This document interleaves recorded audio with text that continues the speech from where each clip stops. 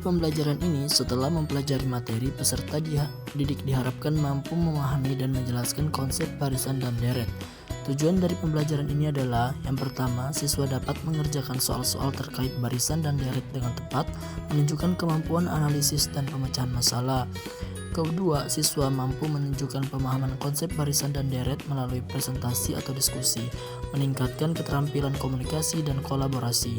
Dan yang ketiga, siswa dapat menerapkan konsep barisan dan deret dalam tugas dan proyek, mengembangkan keterampilan praktis dan kreativitas dalam menerapkan matematika di kehidupan sehari-hari. Indikator capaian pembelajaran: dapat mengerjakan soal-soal terkait barisan dan deret dengan tepat, mampu menunjukkan pemahaman konsep melalui presentasi atau diskusi, mampu menerapkan konsep yang telah dipelajari dalam tugas dan proyek. Kemudian langkah-langkah kegiatan intinya sendiri terdiri dari 4 langkah. Yang pertama itu mengalami, yang kedua kolaborasi, dan yang ketiga interaksi, dan yang terakhir adalah refleksi. Assalamualaikum warahmatullahi wabarakatuh. Baik, sebelum memulai pembelajaran, marilah kita berdoa kepada ketua kelas. Silakan untuk memberi doa terlebih dahulu.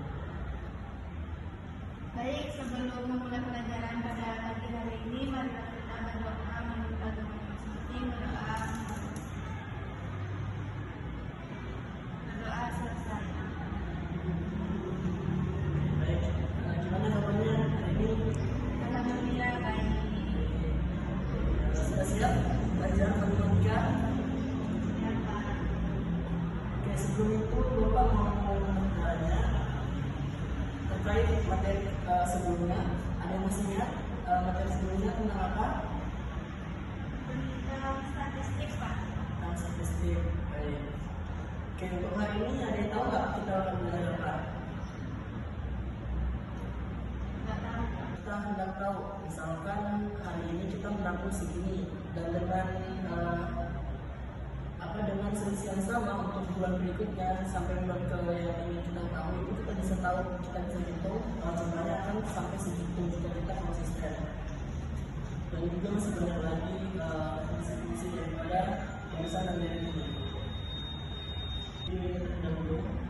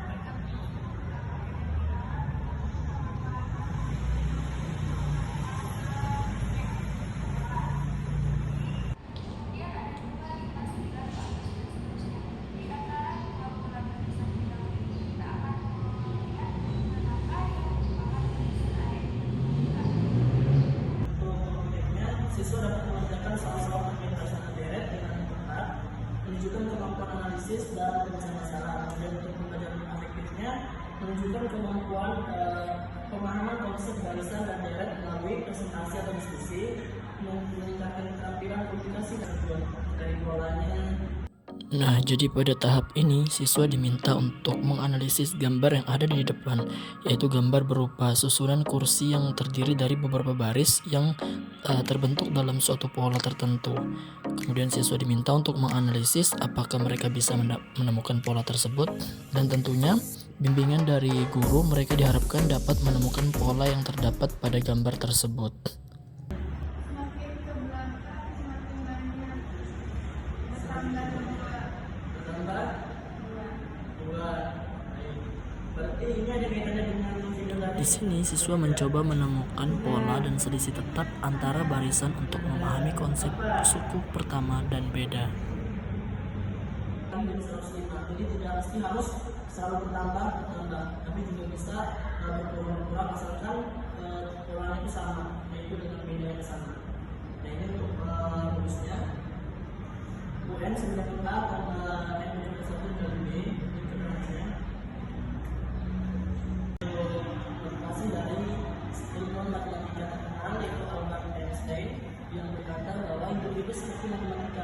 Jadi untuk mendapatkan hasil yang benar, kamu harus mengikuti aturan. Ada yang ditanyakan dari materi tersebut, mungkin ada yang dibingungkan. Jika ada, silakan bertanya sebelum Bapak lanjutkan ke tes selanjutnya.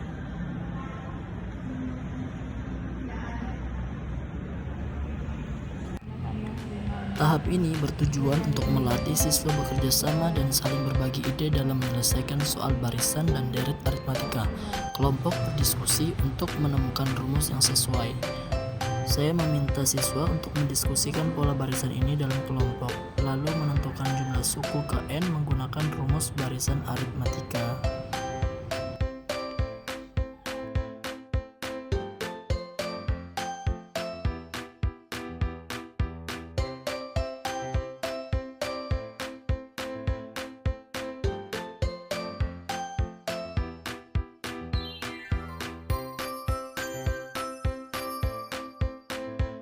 Nah, pada tahap ini, siswa diajak untuk memahami konsep barisan aritmatika dengan cara menyelesaikan sebuah masalah nyata. Mereka mencoba menghitung jumlah kursi dalam sebuah barisan bioskop menggunakan pola deret aritmatika.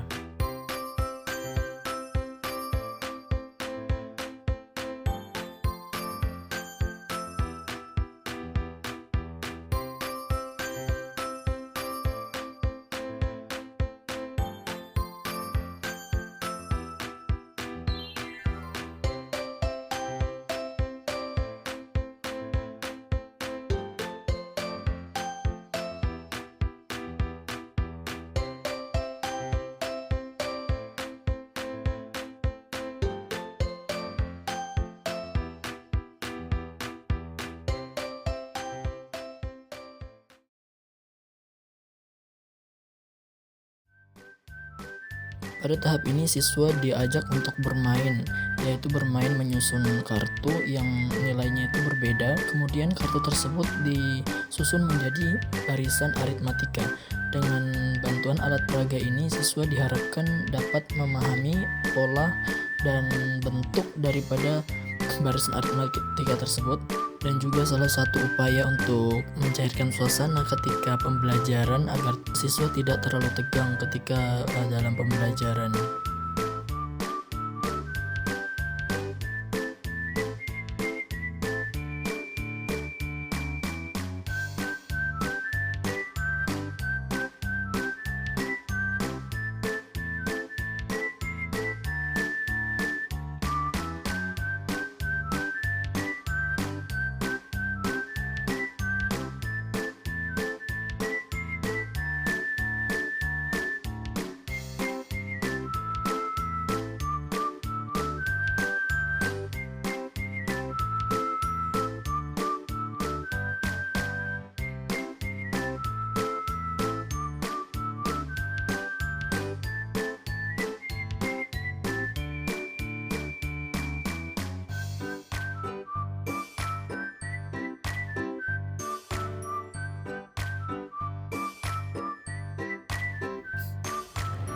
Tahap ini mengajak siswa untuk mempresentasikan hasil diskusi mereka.